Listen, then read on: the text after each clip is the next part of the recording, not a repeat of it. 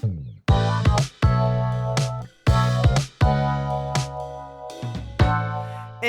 hello, everybody. Welcome back to the Refresh Point. My name is Ben, and as always, I am joined by my constant co-host, Steve. Steve, how's it going? You know what? I'm feeling good. We're headed into we're getting out of the winter, and we're finishing up with the spring. And right over the horizon, along with the better weather, is the inevitability of Worlds. Worlds! I don't have the flu. Woo! Yay! Yay! I have the flu. So if you met me at Tampa, shout outs to you, everybody that I met at Tampa and saw there. That was pretty cool. Except for the fact that I probably had the flu. I was masked up. I was on meds. I was it was so rapid. It was like day before, chilling. Piss chilling. Full chilling. Walk off the plane, headache, fatigue, dying, death, just incapable of being alive. It probably happened during the flight, if I'm being honest, because the air, inside. I had masked up during the flight too. I know, but it's tiny. No. The incubation period's like 2 or 3 days. It happened before. It just had to happen right before. Unlucky. Yeah, so that part was cringe, but it was nice to see everybody there. Nice to play everybody. Nice to get my ass blasted by Pyrrha because I saw the Pyrrha climax and then actively left one card left in the deck, just like a fool, like an idiot. Shoutouts to Trey, who got top 8 at Tampa with that Ruby list. Banger. Hype. Shoutouts to the Overlord player in Nene, who beat me in Philly, I'm like 90% sure, and then now just like spit in our faces. It's clear we don't know what we're talking about. Like, our expertise, it's not good for anything, Overlord winning. Easy. Just the easiest Easy. win. Yeah. 60% of the time, it works every time. Just draw the bar forehead. All right. And now let's talk about all those BCSs we missed out on with our mild sickness break. Incoming releases and our first Worlds Watch 24-25. Really start examining what the Worlds meta might look like, what the field is starting to look like. Shuffle your decks, tap or cut. We'll get right into the refresh point with some breaking news. It's time to reload. Persona 3 Reload. It's coming out on the 14th. Which is honestly pretty close to when this episode is coming out. We are recording this the day before my birthday. And I don't anticipate being conscious for most of the evenings for the rest of this week. So, whenever this gets edited, it will be sometime. And even if I am conscious, let's be real, I'm playing Monster Hunter. Monster Hunter Wilds has been a big time sink recently. Steve, would you like to inform the crowd why we didn't record last Friday? Because you were sick. And oh, yeah? It was unavoidable. Are you sure that I was sick at that point? Or was there something else that happened? Listen. I plead the fifth on this. Hang on. I need my lawyer. Yeah. Anyways, I got sucked in. What do you want from me? I understand. Anyways. We're only human. And I still have to play Weiss because I need to de-rust from not playing that much Weiss for a few weeks because after that initial burst when I was first getting the flu in Tampa, then I didn't play any Weiss because I laid at home and did nothing. So, yeah. At least it was good to hang out with base damage. One of them, it's really funny. One of their actual names, actually, no, we don't dogs. Never mind. I don't know if they've shared it before in any context, so I'm not gonna say. But in any case, it was very cool to hang out with them. Cool to hang out with Hillary and Steve. Good times. I got a Cubano. I don't know if it was the peak, but it was a pretty good Cuban to me. So. Yeah, I mean, dude, if you're in Tampa or really any of the South Florida regions, you really do yourself a disservice if you don't get some Cuban food. That stuff slaps. Yeah, it really did. But yes, we'll get on to all of it. We'll get on with it. There were a lot of BCSs happening. So, yeah. There was BCS, Toronto, Rowan, Tampa, Sydney, and Jakarta in literally no particular order. That was not even close to any sort of reasonable order at all. But they all happened. I don't have any of the news. It's time to get into the Spike Corner. Let's talk about Cardiff. I don't know why I didn't type that down. You know, it's okay. Let's get into the Spike Corner with Cardiff. 82 players. I think that's literally, was that? Yeah, more than Tampa in the UK, you know. UK has a banging scene for Weiss, man. They do have a pretty reasonable scene for Weiss. The Nino Rising, expected Nino Rising is happening. Yep. And then fistful of other reasonable decks. Yeah, I mean, Choco. One thing I'll mention, Spy. this is a purely, Freerid. if you look at the data, this is a purely Europe thing.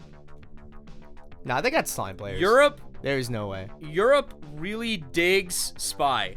Oh, Spy. They really dig Spy. I see more Europe Spy results, and it's just one of those things that if you just look at the data a little bit, it feels like it's very Europe-centric. So, I didn't look, so I can't double check you on that, but I'm going to take your word for it. It's one of those decks that there are going to be some matchups where when you see that thing, you're just going to be like, man, I just do not have any good ways to manage that. What's going on over there? Because their power situation can be really obnoxious. And so, yeah, for sure. It's not surprising when it does well. I'm curious why the American bias? Yeah. Americans why don't we place? Why don't we like being spies? I mean, we do clearly, but well, no. You see, the recent what is it? The recent government efficiency thing. We're cutting down on the CIA and the FBI or like spy or like espionage presence. It's reducing. Right. So, of course, my bad. We don't have it like that anymore. Right. I mean, they were in the UK. That's the birthplace of Bond right there. Yeah. No, it makes complete sense. It's just one of those things. Yeah. It's just one of those things. But yeah, kind of expected Nino Rising. We do have 12 buy. I feel like people need to be reminded that we have 12 buy in English. Like, that's a thing. Yep. That we have. Yep. You don't have to cope. Yep. We just have 12 buy. You could even still run that movie 3-2 with the 2-1 with 12 buy. Yeah, I mean, as it turns out, pretty good. We have a lot of reasonable interchangeable parts here that will work. And it seems like Quint is becoming the set of 12 triggers. Where they're just throwing triggers on everything. So. Yeah, and they can check all the time. Yeah, they have they actually not only can they trigger whenever they want, they can not trigger whenever they want. Yeah, it's a highly it's probably one of the best features of the deck, if we're being honest, that distinguishes it from like just like the Hololive standby deck or some of the other more generic standby decks, is the ability to select triggers at the right time is an amazing thing, and they usually have it multiple times per turn. So that allows them to build tons of clean compression, plus they can create all kinds of board havoc. It's a very nasty deck. Oh yeah, absolutely. And then in Tampa, shoutouts to Anene. He has a Metafy, which is really funny. Nice. I think he's writing up a post. I don't know if it's out yet. I believe he was planning on writing up a post. The funny thing is he originally made that page for One Piece. Then he just goes off and wins a Weiss tournament, What a guy. What a guy. Easy as you like. Overlord! We're just wrong. We're just our bad. So clearly there's no slimes in these two tournaments. Not even in Jakarta. Not even. There's only one in Toronto. None in France. We're just trolling our faces off, I guess. I mean, that remains to be seen, I guess. Yeah. But what I will say about this Overlord list, we can talk about it really quick. About 80% of this looks very normal. It's pretty much the same, but those banned cards are gone. What are they replaced with? They're replaced with, on one hand, there's a Kazuma from set 1. It's the one that got errata. Nazarix made intern Tuare. Pay 1, ditch 1, check 3, add 1. Yeah, so this is our new one of the bar new getter, yeah, climax it's a new bar getter. Yeah. We're running 1 of the check 3 Brainstormer, running 2 of the Search Brainstorm, the Shell tier. We're also running the Top Clock. It's on play, pay 1 clock self, check 3 for a character, and Clock Bomb. For some main phase clocking and just some like early game advantage in general. Obviously, it's not a Ricky, but it's a level 0 clock bomb. What can you say? Yeah, it has to get characters, so we can't get a lot of important stuff with it, but we can grab stabilizing points. The other thing that was added to the deck that's really interesting is we have 2 of this 1-0 that's a 6k, and then on attack during the turn is placed, pay 1, pitch 2, search 2. This is a really nice piece for setting up what your future turns are going to lack. Yeah, and it's like your 1 combo salvage, right? And even with the new kind of like check 3 clock self thing, and you're you have a good amount of milling from the Brainstorms, but even so, your rating room's not always going to have what you want. What if you just want the finisher and the 0? Right. And it turns out we can just have the finisher and the 0 in our hand. Easy. Yeah. One of the things that's worth noting is we have a lot of beaters in this deck, so in the 0 game. So we have 4 of the Cocutus defensive runner, chaser, however you prefer to phrase that, the 4K. And then we have 4 clean cuts. So it's just a nice clean red card to clock. We have 8 things to punch you with that provide significant hand advantage on the cross. So, which is actually a big difference in between Overlord's old archetype. Because, you ran the brides and the brides suck, and then you ran your bounce backs and they bounce back, and you might run that drop search and that sucks. So there tended to only be the one of the 2 beaters. Right. And now we have both. So our early game should be pretty good on average. Yeah, I think so. We've started to see this Shuffle 2-0 get put into more builds. This has a ton of really valuable applications, including both effects. One, not soul decreasing by side makes your level 2 turns feel a lot better because you don't lose nearly as much damage when you're attacking with your 3-2. The other thing is this will allow you to create the right game states for your search brainstorm, your Mill 5 brainstorm, in a way that will keep the game more stable. I think this deck has weak deck speed, and so what it's going to rely heavily on is having the right kinds of deck states. For sure. And sometimes you really do just need to shove 2 back. It's not that often. It's only a 1 of, but it's useful. It's a nice tool. Yeah, for sure. And so, yeah. And his Metafy is linked in his deck list name. So shout outs to Anene. Yeah, well done. Great finish. Well done. Nino second, Elizabeth Hendricks, or actually, we didn't do the justice to the Cardiff winner. Taking a look at their Nino deck. Nino flex closer and closer. Not sure. What does this run the movie package? I'm curious. Nope, I don't see it. So this one is a more standard Nino 12 buy list, where you play 12 buy from the original setup, you replace all of the non-Nino cards with Ninos. And the good premium booster cards like Foolish Burial, Nino. And I almost refuse to call her by any other name. It's the Foolish Burial, Nino. Yeah, approach with utmost effort, Nino Nakano. Anyway, so Foolish Burial, Nino, if you live under a rock, gets that name from Yu-Gi-Oh! Where, you know, we get to search the deck for a card and put it in our waiting room. Now, in a 12 standby deck, you know, where you want things in your waiting room, that might be good. Yeah, this is similar to the Cali that was included in the Hololive Summer set. It's a standby setup card that has an additional other effect that also isn't horrible.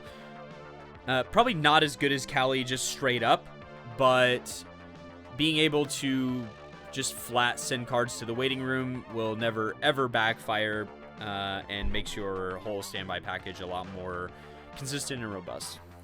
Yeah, and the rest of our setup, pretty standard here. The 2-2 of choice is going to be more top checking,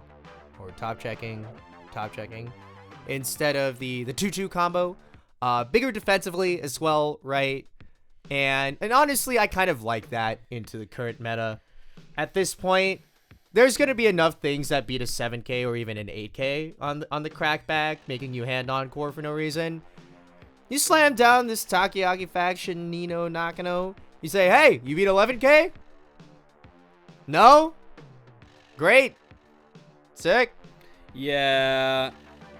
The only upside to fighting this thing is its power condition is kind of whack and requires center stage characters. So if they have been running it in the other lanes with their zeros, then it doesn't, for some reason, it doesn't work as well. Yeah. That being said, the potential of cards like this is really, really high. It's yet another way that they can check the top of the deck. It's yeah, it's just fine. Real reasonable. Also, we have the heal counter here, 3-4 event counter. If you have a full board of Ninos, heal 2 Ninos from your clock to your hand. This card goes into memory. We have the burn counter. We got anti early. And instead of all these dinky, you know, other quints that say Icy Tail that don't say Nino, we have Icy Tail cards that say Nino. And instead of this quint card that says change that doesn't say Nino on it, we have one that does say Nino on it. So now we never have to worry about the Nino name thing ever again.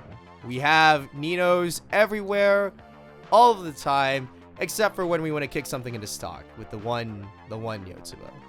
Yeah, I think the biggest takeaway from the most recent quintuplet set is that you're getting to the point now where we've seen a density of mechanics in each girl, so much so that if you don't want to play the other girls, by God, you pretty much don't have to. Yep. So that was the Cardiff winner. We have a lot of BCSs. We're gonna kind of go through this. All right, guys.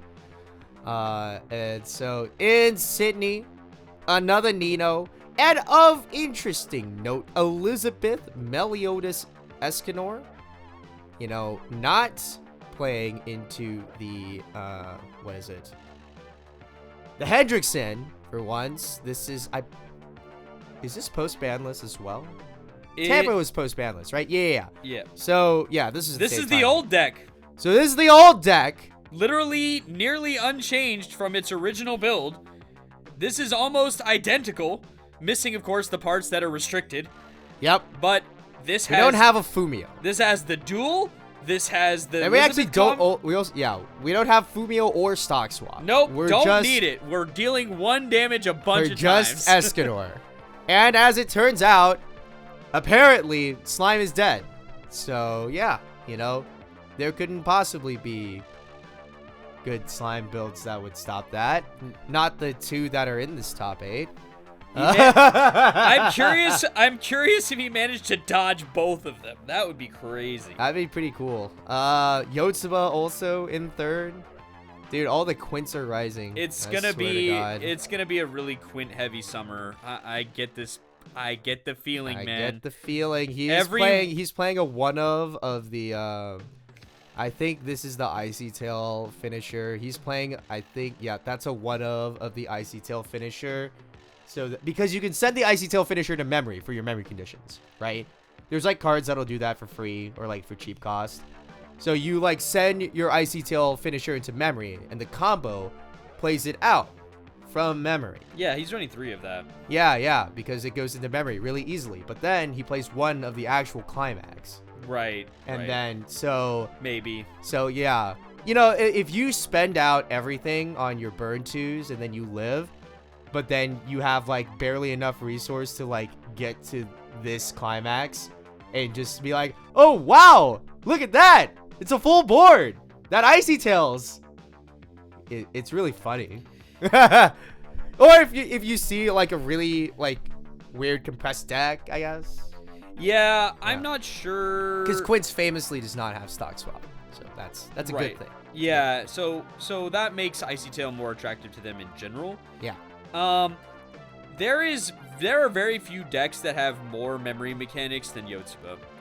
Yotsuba has more memory mechanics than mine.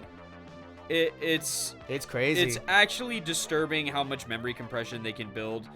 Their 1-0 is by far one of the most disgusting pieces of mechanics once it gets going. Once you start checking 7, there's no bad deck states. They're just deck states you don't want. And if you don't want them, they disappear magically in one turn. It's fantastic. Really one of those decks that was dramatically improved by the most recent set. This deck and the Miku deck were the 2 biggest, we'll put quotes around, winners. Besides Nino. But what I mean is that Nino was incredibly good already and got better. These 2 decks were very mid and they took huge jumps forward. Yeah, sure. The jump is bigger, right? Yeah. Miku is borderline the worst, like nearly unplayable in tournament format. Now probably like vying for number 2. It's incredible. Like and what's crazy is that the deck that got the least benefit, which is Itsuki, probably still tournament worthy, and the deck that got the second most benefit, Ichika, gained a whole ass other trigger that now it's a 12 choice deck. Like, there are no bad Quint decks anymore. There's no Quint deck you can sit across from and be like, easy. Not a thing. They're all good now. It's taken 3 sets, but we're finally fucking there. That's why they're banned from my birthday. True. That's true. They're disgusting. But yeah, we see 2 other slimes here in top 8. Of course, it's not gone, guys. It's not gone. It's not gone. It's still there. It's just maybe a little less because some people just don't want to. I think it's really funny though that this one is called Let's Go Worlds and they are 5th through 8th. I know. So close. One more win. So close. Unlucky. Yeah, we got 8 pants and standby. So yeah. Yeah, you can do both. You can do anything. It's still a Muron. You're still fine. You can still play it. Don't worry. Wow, you're still crazy. fine. Anyways, Jakarta had 23 people show up. So yeah. Shout outs to y'all still though. You know, banger. 8 by Atla winner. Yep. Meta implications, not the very greatest, I don't think. It was a 23-man tourney. That's like a mildly big local. Yeah. But I mean, still pretty cool. Yeah, for sure. Yeah. I mean, 8 by banger. Wins or wins. Wins or wins. 8 by no no other combo. It's just both of the top end standbys. Yep, it's the Dancing Dragons with the Restander. Yep. So standbys. Really normal deck. Yeah. Very, very much a punch you until you are dead deck. Really normal deck, he says, as one of the cards says double downgrade whenever I do this combo and the second I hit level 2. What I mean is that, like, it's just like, it's vanilla clock, right? Yeah, it's That's vanilla how we're clock. winning. It's vanilla clock. It is vanilla clock. All right. Toronto, Canada, 169 players. Nice. Is that the biggest? No. For Canada? For Canada. No, the biggest was Rosemont. That's what it was. It's the biggest for Canada. It's barely bigger than Vancouver, which was 153. Yeah, pretty good tournament. Top 16. We don't have a lot of lists yet as of time of recording, but Dual Later's heckin' won. What a gamer. What a guy. He was a local. I'm pretty sure. Yeah. I saw like a thank you post. He was like, yeah, thanks to like my homies in Canada, you know. It's one of those things that is persistently great about Weiss Schwarz is that if you have a deck that's strictly a mid-tier deck that has a game plan, it's named Carson First Place Dual Laner Pachin deck. What a call out. Because you can't change the name after you make the deck. But you could have made a second deck later. Yeah, you could make a second deck later. I guess that's true. Maybe he submitted the second one. But if this was just a full call out, that would have been a banger. You'll have to let us know if it was, because that'd be amazing. Yeah. This is the classic Pachin Dual Laners build. Honestly, it's kind of surprising, or not surprising, but it's kind of funny that there's not that much to say about it. No, if you were playing in the meta when the refresh point first started, so when we started this podcast a little more than 2 years ago, it was right after Worlds, and this deck was being talked about during the regional season, during the World season, and during the lead up to the spring season. We were talking about this deck as a Dark Horse type deck, a scary deck, a deck with a game plan that, when executed correctly, can be extremely dangerous, but really gambly, really difficult to execute. And this individual, executed. What he said, he one-tricked this thing for a full year. And there's just nothing more dangerous in Weiss Schwarz than somebody playing a deck that they know intimately that you don't know that well. Yep. Congrats, man. It's an unbelievable finish. Congratulations. It's a great sign for the game when a deck that can be strictly mid-tier, you love it, you believe in it, you think its game plan is reasonable, you play this thing, you practice it, you learn every matchup, and then you get fucking first, man. Congrats. That's great. Yeah. Scary, scary deck. Please don't play this at Worlds. I'm begging you. I don't want to learn how to fight this deck. Please don't make me. Don't make me learn. God forbid. You're cooked. You're going to see him round 1. You're cooked. No way. It's over for you. No way. You're going to see the discard. You're going to see that it's Revengers. And you're like, I know who this is. It's Jover for you, dude. All right. Don't threaten me with a good time. Hey, resurgence of Caligura variants. None of them, funnily enough, have their list on YC time yet. So shoutouts to keeping the secret. I think it'd be really funny if they actually all had the same list and they're all from Canada or someplace else. Part of me, but also there's not that much. I don't know. Is there that much sauce left? I don't know to adjust it, but I guess I don't know. Yeah, my curiosity is absolutely piqued. Yeah. As a person who has played the deck once or twice, yeah, just a few times, nothing major. I would love to see what it looks like, because honestly, I tried it a bit after the nerfs and I didn't like it. But somebody's figured out the sauce. I don't believe that 3 finishes in the top 16 in one event can be coincidental. It cannot be coincidental. I do not believe it's coincidental. So now what's gonna be really funny if it was. Yeah. And then you get called out later. It's like, that's fine. Call me out. Yeah, I don't believe you. So we're seeing what happens when you adjust the dial a little bit. See, when you go to the ban list and you adjust the dial a little bit, even if it's not big adjustments, what happens is there's a period of time where people start to experiment with the stuff that they thought wasn't good enough at a time. And maybe they're like, well, maybe there's a lot of stuff that's good enough. Like, that honestly was kind of good enough before anyways. Yeah, but there was no reason to look at it because you were like, well, you just felt the presence. Yeah. And now people are feeling the presence less. Yeah. Like this top 16 doesn't even have a Nino in it. Think about that. 169 player tournament, no Nino in top 16. Also, not for nothing, 5 different Quid decks. Ichka, And is there a Yotsuba? No. No. So Miku, Itsuki, Ichika, and another Miku. And another Ichika. And another Ichika. Yep. All made it in. Yep. No Yotsuba, no Nino. Probably the two of the ones that would be considered the worst made it in. So you would think? Do you really think so? I don't know. It's a complicated question. It's hard to say which one of these is the worst. There is no worst at right? this point. But it's like previously you could look at Miku and cry, but now you're like. I think Itsuki is probably considered to be the one that's the least in favor. Itsuki or Yotsuba, just because Itsuki gained nothing.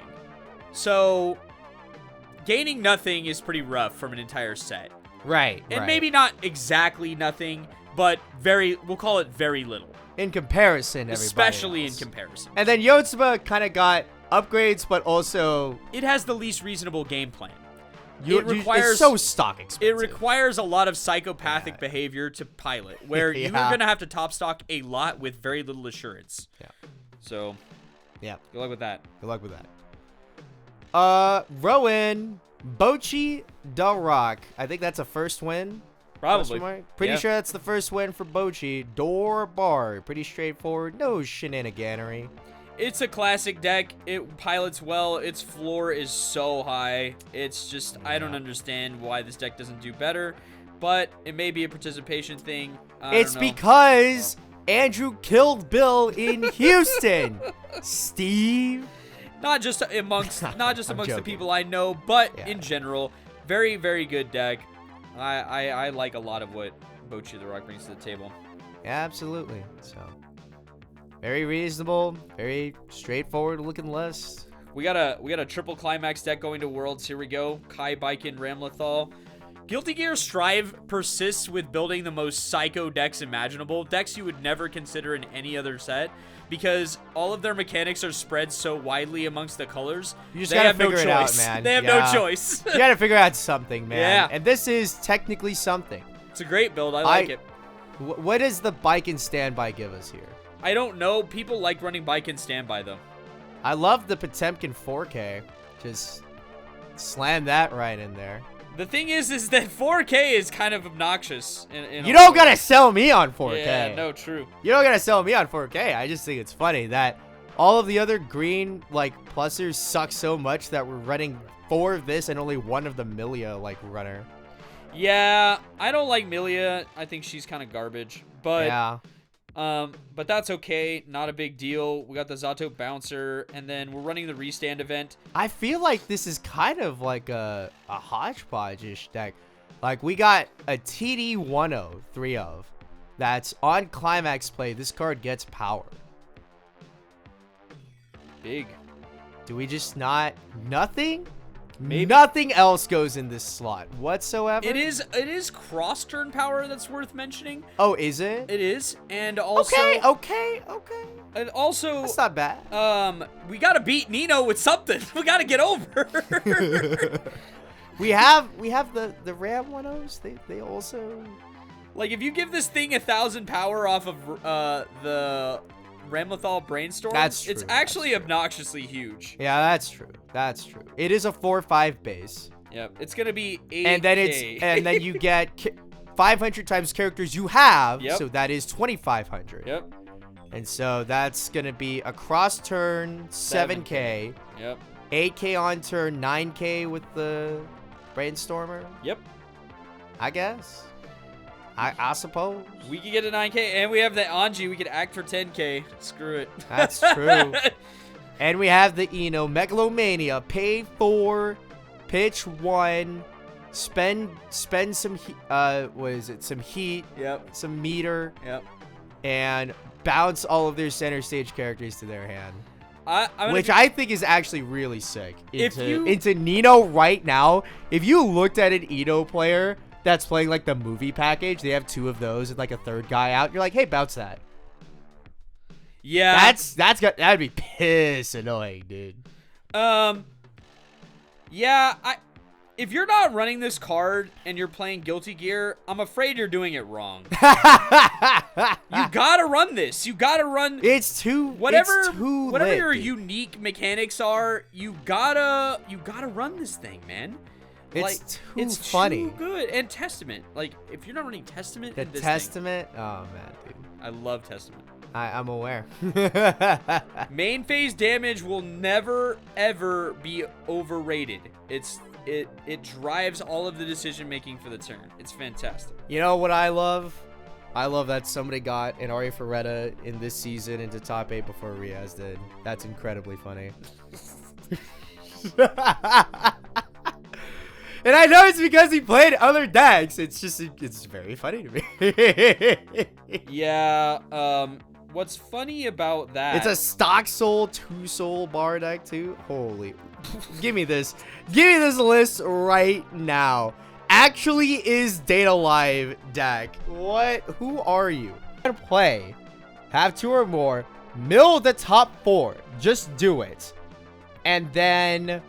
get a character level X or lower, which is equal to the total number of soul triggers put into the waiting room by the mill for. We have 30 soul triggers in this deck. Yes, by virtue of the double soul triggers. Of the double soul triggers on 7 climaxes. Yeah, dude. Yeah. Yeah, we're running the... So the 2 soul combo and the stock soul combo and a one of the bar. Yeah, just get the bar in hand. Forehead, we've got the... It's just that easy. It's really just that easy. This is a crazed deck.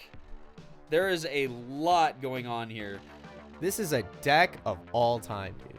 But this is reminiscent of what happens with Ari Ferretta, is that they're forced to make these kinds of decks that have really, really aggressive strategies because you have to lean into what your set does. And what this set does is build unbelievable amounts of resources to the point where they're able to pay for virtually anything that they might desire on the board.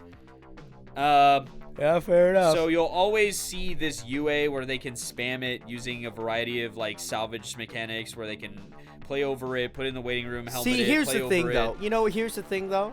Go ahead. Because we're playing this spammable brainstorm, Yep. and it says classmate on it, Yep. we can run the anti-auto effect card. We actually have enough classmates to make this happen. Like, Yeah, but we're not. Why not? I don't know. Why wouldn't you? I don't know. You're even The other playing. thing- You're playing the 3/2. That gives, what is this? On reverse, pay 2, ditch 1, burn 2, and this is also classmate. And you can discard. You can sack a character to get climax to your hand with it. Like, you have enough blue, and you have enough blue stuff that once you get to your finishing turn, you could totally make 2 or more other classmates happen. Yeah, so this Shizuku is probably here mostly to get the bar climax into hand in the late game, I would guess. In case you don't climax swap into it earlier, I would probably plan on setting that up a little earlier. We also have this ginormous early play where it's like 3k plus and then 4k if you deal damage that isn't canceled. So like just 15-5 with that's the literally healer. It's no the other standard healer. Yeah, with no other with nothing else going on. And then you have the early play burn one. He You know doesn't what have- I think? He doesn't have the climax getter. I kind of like the climax getter. Yeah, yeah. You have to clock yourself, but who cares? Hear me out. We're about to kill them. Yeah. Well, he has the other climax getter. Yeah, I It's like the blue card. I like the 0 a little better. Yeah, and you know, only one of the brainstorm that heals you is a choice. We had to make choices here for sure. Yeah, we also see the one of the anti-auto teacher. I just mentioned it. Oh, did you? Okay. Yeah, that's what I was talking about. My- He has. See, but the thing is, with this list, you have enough other classmates that you could get there. You know. Yeah. You have like you're going. He's obviously, or he, she, they, whoever they are. They're playing into the stock soul combo. Right. They're gonna have it on Double board. back row. So double back row, 1-0, 0-0. If you use the 3/2 to get the bar climax, that's conditioned. You know what I mean? Yeah, really would. Like it's a really easy setup into it in the end game. Like it feels natural, right? You're like, I have this back row. I get to the end game. I play the finisher. It free plays a finisher. It free plays the blue Shizuku. The Shizuku gets me the bar. And then now I have an end game. 2 restands, 1 on reverse burn 2. And if you don't die, you can't kill me. Yeah. Yeah. It's definitely a thing. I just wonder how much... I wonder how if often does it get there? This must be the stop. No idea. It feels like a stopgap. No like, probably for the most part, you're just trying to go ham, right? I mean, yeah, but like... This is the safety. Why wouldn't you? It just feels kind of free. Yeah, I think one of is fine. Yeah, absolutely. But yeah. Shoutouts to you, person. You got an Ari Ferretta, real dark horse Ari Ferretta into a top 8 of a regional this season. Yeah, no way to use that teacher's other ability, though. Yeah, no. Adding climaxes to hand, not a thing. Yeah.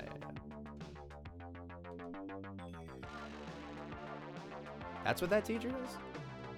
I thought it discarded a climax. It does. On trigger check a climax. Yeah, that's useful too, yeah. Works really well if you have pants. Works really not well, or bar, but in this deck. You know, when he triggered bars once. Yeah. When they trigger bar one time. Yeah. And they just don't want it, they can get rid of it. Yeah. Or if they drew into a lot of climaxes and they trigger a stock soul, it might be ditch a clock. I mean, you never know. Yeah, I mean, you never sometimes know. We need playables, right? That's what I'm saying. That's our quick breakdown of all the BCSs we missed. There were a lot of cool decks. Despite the potential doomsaying, the meta has diversified a little bit more. Do we have Quince Rising? We're going to have some more stuff coming in. But heading into World's Watch 24-25, we got a lot of decks that we will not see at regionals, which is really annoying. Yeah, it's been this way for a few Worlds now, and I think that it's going to continue. There's a significant gap between the end of the regional season and when Worlds happens, and for what will now be 3 years in a row, a really, really, really important set or two are going to drop in between that window with no significant tournament play. So that means that there will be significant advantage in discovering what those sets do and either practicing to beat it or practicing to win with it. So the sets that are going to release after Pasadena, which is Bunny Girl Senpai Set 3 and Nikkei, Goddess of Victory. We've talked one of those to death already, but you'll be sick of it by the time we get to Worlds. We'll be talking about it so much. But we talked about it a lot, kind of doomsaying it a lot. Now you've played more of it. Yeah. How doomer are we? So I've been playing Nikkei for I would say 3 weeks or so, maybe like a full month now. Various builds, like probably 4 or 5 different builds at this point. I will say that the end game, if you arrive there, like you have the end game and the game is remotely close, then your opponent's just dead. There's no way to live. Unless you just whiff the climax triggers and you hate your whole life. But yeah. And I've found that usually the way I lose is not from whiffing it, is from either never doing it. Right. Yeah. Because I die. Right. Or them being too far out. Right. The reality is that burn 3 packets have an incredible amount of reach. But it's not so much so that you can just drop it from 2-1 or 2-2 and have a reasonable expectation that they're going to die. You need a lot of things to go right from that point for you to win. And the other part of it that's tricky is you're hitting for a lot of souls because you're fishing for cancels. And so if the cancel happens deep into the attack, you're compressing your opponent for them, where you're gonna push them into future blocks more easily.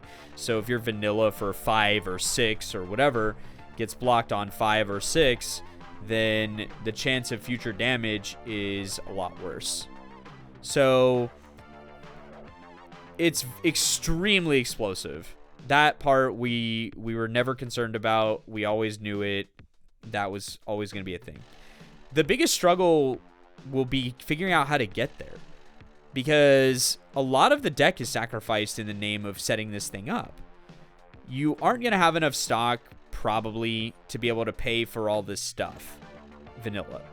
So standby has been the thing that most people have tried to pair the bar combo with. The problem is the set doesn't have any good standby combos at all. The 0 combo is really meh, and the other combo is level 3. So without any, with basically 2 empty standby triggers in a lot of builds, you're gonna struggle to keep the game stable. So a more traditional standby approach is probably going to work better in the long run. I've tried it several different ways. Like a door standby? I think... No, I more meant like if you're going to try standby bar, oh, sure, the things sure. you should be standbying to the board, you need to go into it with the goal of creating board stability. So we need the thickest, biggest characters we can put on the board to hold the board down, so we don't have to make plays on the board as often, so we can spend our resources, our stock and our limited tools for searching and salvaging on acquiring the pieces that we need for the combo, and creating the right deck state to where we will live long enough to actually use it. Because part of this is going to be, you're going to be behind a lot. You're hitting for 1. I don't know how else to say it. The standby doesn't, when you're hitting for 1, you're going to fall behind the decks that are hitting for 2. So you need to make sure you maintenance that space. You can't fall too far behind, and the biggest way you can stay in the game is by forcing your opponent to run their characters into you and then attacking into the empty lanes that are left behind. So I feel marginally better about the nature of it. It feels much more like it's a more explosive version of Gura, where if you get there and everything's good, like the 60% case, they're going to get annihilated. But getting there doesn't happen very easily, and it certainly doesn't happen all the time. And a lot of times you're struggling to get all the pieces put together. And if your opponent has any sort of legitimate counterplay, that makes things much more difficult, because you don't have a whole lot of extra resources to spend on negating their counterplay, and you certainly don't have enough sculpts to really start sculpting answers to those counterplays. So it's not as, I don't think it's quite as awful as advertised, and that feels pretty good. But if you run it, if they high roll you, it's similar to how when Overlord high rolls you, you just feel like it's gonna be unwinnable. Yeah. Speaking of high rolling, the other set that we've got incoming that's probably going to be played, Albuda. Buddy Go Senpai. We love Icy Tail mechanics. I love gambling so much, dude. It's so much fun. Don't you love it whenever you mill 6 clean cards off the bottom of your opponent's deck and then they block your attack on 1? Isn't that so cool? Yeah, I love that for me. Isn't that really awesome? I won't say it hasn't happened, because by God, it sure has. But it doesn't happen super often, hopefully. It's good, right? Well, so we're talking about a deck that uses Icy Tail as its finisher, and the only times that Icy Tail has cracked the meta and really done a lot of work is when you could cheat, unreasonably so. Because, the best case scenario for mine, right, is that you hit a climax in all 3 mills, and you get burden 2 3 times, right? Which is like fishing for like 3 and 6. Yeah. But also in the right places. Like if you mill 2 climaxes in one, you're like, you don't get it. Yeah. So it's like, it's kind of, to me, and maybe I'm just like underselling the fact that it's multiple instances of 2, to be fair. But it's the same kind of role that you were doing way back in the day with Sakura, with like the mill 6 Icy Tail. Sure. But it's just like, it's multiple instances instead of the 1 instance now. But you're still like, you gotta see something, you know? And with 6 cards, you feel like you really ought to see something. And then you're like, mill 6, see 1 climax, burn 2 sticks, block the 3. Awesome. Yeah. That's really great. As long as you see 1 climax in the 3 tries. Yeah, I mean, that would at least get you Marine. You're just right? Marine at that point, right? Yeah. You're just Marine, more expensive, but basically the same. The difference is you stole a climax in the process. That's true. So in addition to getting the burn 2, you rip them.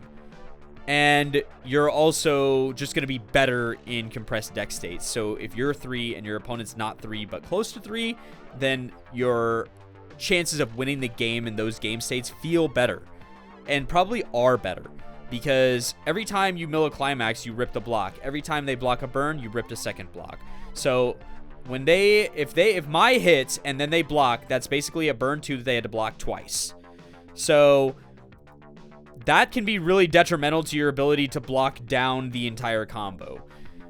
But you're gambling. You're gambling. I don't care how you phrase it. You are gambling. You are gambling your deck against their deck. And you're gambling their ability to put climaxes in random positions versus your ability to reveal them from random positions. There is no skill activity that goes on during this process. You are guessing and hoping it works. You need to be okay with that. You're praying. You're just praying. That's it. Pray heavily. Pray heavily, hope it works. And hope it works. Now, the rest of the shell, very reasonable. We love, deck milling, double trigger checking, all sorts of like mechanics to kind of get through the deck, keep the stock clean, get more stock, get more memory. It's very reasonable, right? It's a great deck. Amazing deck. However, it's got sneaky deck speed because of the 1-0, and you're going to end up triggering a lot of doors during the process of playing this deck, which will get you a metric ton of hand size. And we haven't had the ban list update yet, so you can still have unreasonable amounts of stock using the set 1 stock charger, assuming you can locate them. I would highly recommend you go to tcgplayer.com and quickly locate them before they're all gone and people start charging $20 a copy for them. But given that you're a memory deck, you need to get 4 different cards into memory. They can't be the same card. That means that you need to keep the game at a certain pace. If you take a level every single turn, I promise you will not have enough resources to play this deck. So you have to try and find ways to play respectfully and keep the game stable. You cannot be taking huge chunks of damage every single turn. And I feel like it is one of those decks, kind of similar to the mindset that Carter had when he was playing the 8 pants list back in Philly. You probably want to have that second 0 turn. Yeah, I mean, you want the game to go as slow as possible because your compression will be unparalleled if you can manage it. And memory compression, as we all know, is the best type of compression. There's virtually nothing your opponent can do about it. So, and even if they can do something about it, most of the time, the quote-unquote anti-memory compression cards compress you back down to 4. Yeah, which is what you need. So, great.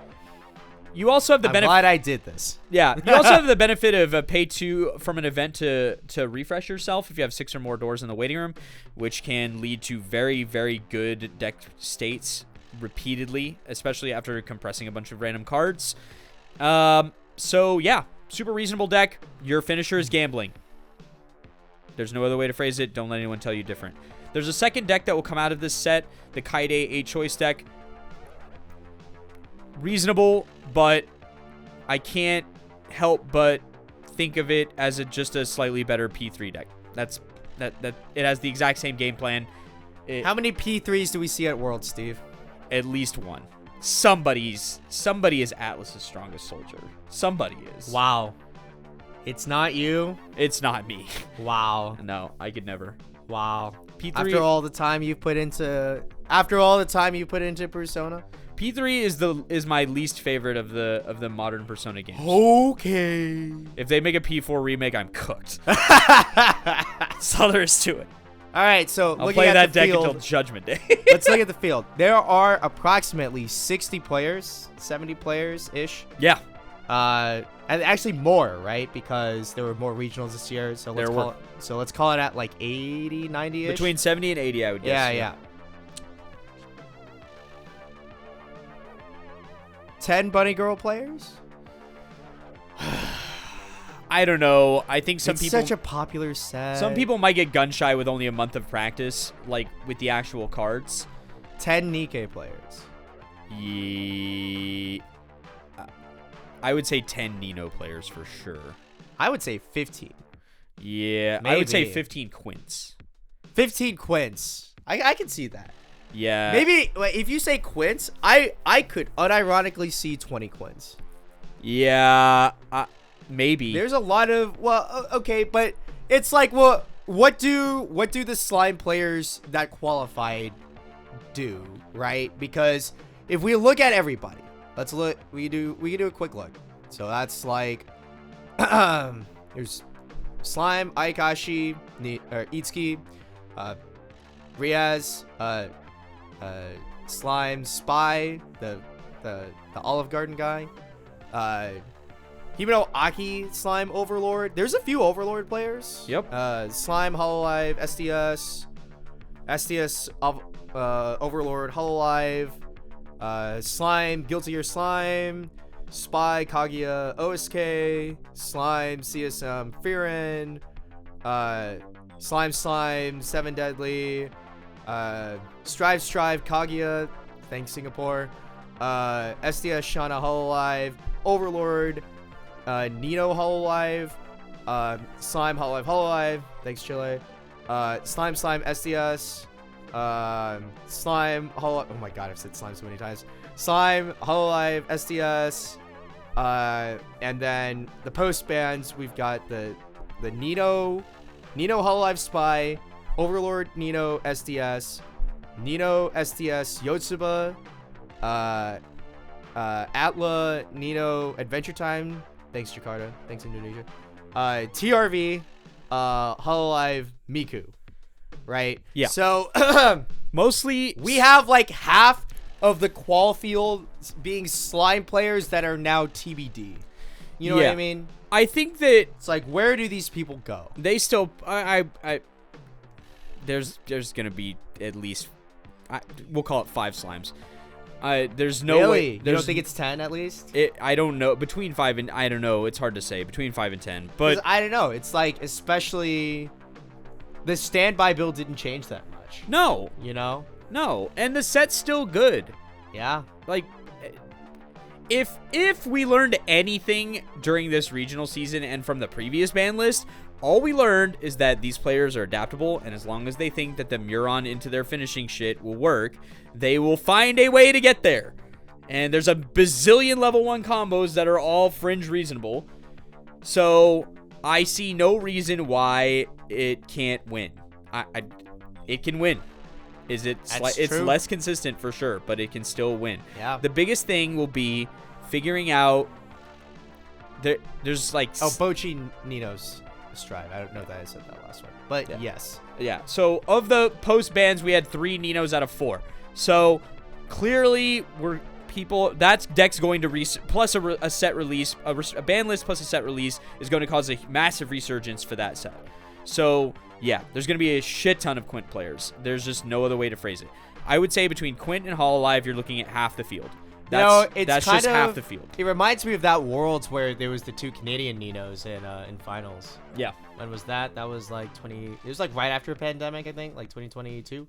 Yeah, that sounds right. Yeah. That was like peak Nino power. Yep. And now it's kind of Nino rising. I would not be surprised if we had a super Nino heavy like Worlds again. Yeah, I mean, you'll need to manage that matchup in some way. Like you'll have to acknowledge that it exists and do something about it. Now, Steve, are you gonna do that? I don't know what that something is. You have to figure it out. We'll have to figure it out. Hololive's got tons of good answers. Slime's got tons of good answers. It's winnable. It's winnable. It's winnable. It's winnable. It's winnable. It's important to acknowledge that it's winnable. But there's going to be basically, I would say there's some matchups you can expect to dodge. And if you just match against them, it's unlucky. I don't think that's true with Overlord. Yeah, I think that you can dodge. You really think so? Yeah. There's been enough quals. No, I know, but like I guess you could dodge though. Yeah, you could probably just like 5. Yeah, right? 5. Right. 5 out of 80, dodge. Dodge.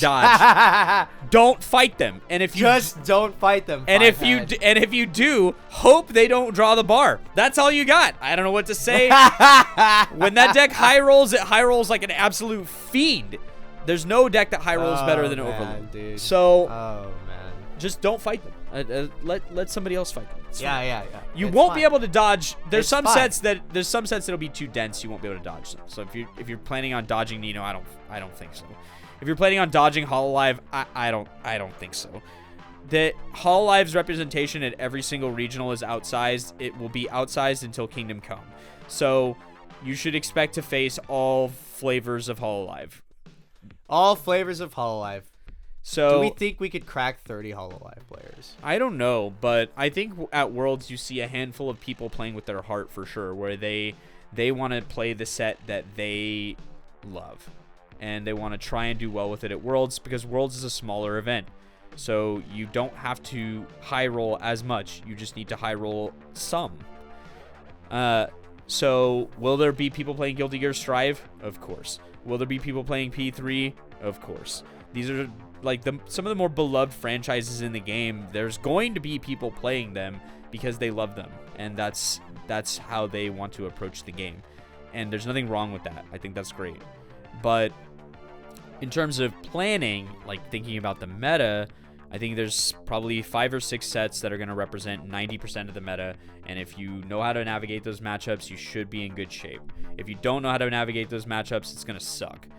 But part of what makes Worlds difficult is running into the one-offs, the TRVs, the Ari Ferrettas, this person is the sensei of this dojo, and you don't want to face them. So you just don't want to run into those matchups, but if you do, then you just have to kind of do the best you can. You can't prepare for everything. So, what I will say is, it is kind of funny to me. So, travel-wise, I'm going to land on the Friday. Now, I didn't think about this too hard. I definitely thought that Worlds was on Saturday. I definitely forgot that they shifted it to Friday so that they could avoid conflicting with their own card game festival. So we'll see what we do on Worlds Day. I'm going to land at like 1 p.m. and get settled into a hotel. And we'll see. I mean, 2 p.m., I feel like the event's wrapping up by that point. Or it's like getting to round 5 or 6. It was straight dark by the time we were done last year. So. Yeah, because you won. Yes. So that... we never planned for failure. Yeah.